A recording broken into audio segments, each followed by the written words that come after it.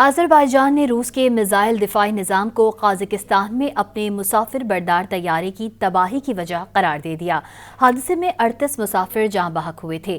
ترک خبر رساں ادارے انادولو کے مطابق آذربائیجان کے اعلیٰ حکام نے ان میڈیا رپورٹس کی تصدیق کی جن میں کہا گیا تھا کہ بدھ کو قازقستان کے شہر آقتاؤ کے قریب آذربائیجان ایئر لائنز کا مسافر طیارہ روسی میزائل دفاعی نظام کی وجہ سے تباہ ہوا۔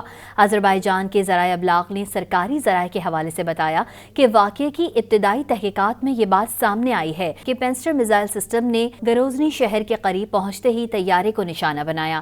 روسی الیکٹرانک وارفیئر سسٹم کے استعمال کی وجہ سے طیارے کا مواصلاتی نظام مکمل طور پر مفلوج ہو گیا تھا، جس کے نتیجے میں طیارہ روسی فضائی حدود میں رہتے ہوئے ریڈار سے غائب ہو گیا تھا۔ طیارہ ریڈار پر صرف اس وقت نظر آیا جب وہ بحیرہ کیسپیئن کے قریبی علاقے میں تھا۔ خبر رساں ادارے رائٹرز کے مطابق طیارے کی تباہی کی تحقیقات کے ابتدائی نتائج سے باخبر 4 ذرائع نے بتایا کہ مسافر طیارے کو روسی فضائی دفاعی نظام نے گرایا ہے۔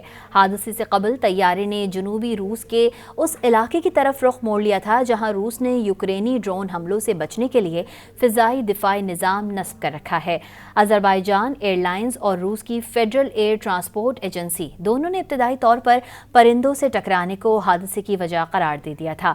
تاہم فوٹیج میں طیارے کی دم میں بڑے سوراخ نظر آئے جس سے قیاس آرائیاں شروع ہو گئی ہیں کہ اسے مارا گیا ہے۔ دوسری جانب روس کے ترجمان دومتری پیسکوف نے طیارہ حادثے کو میزائل کا نتیجہ قرار دینے والی میڈیا رپورٹس پر تبصرے سے انکار کیا اور زور دیا کہ تحقیقات مکمل ہونے تک انتظار کیا جائے۔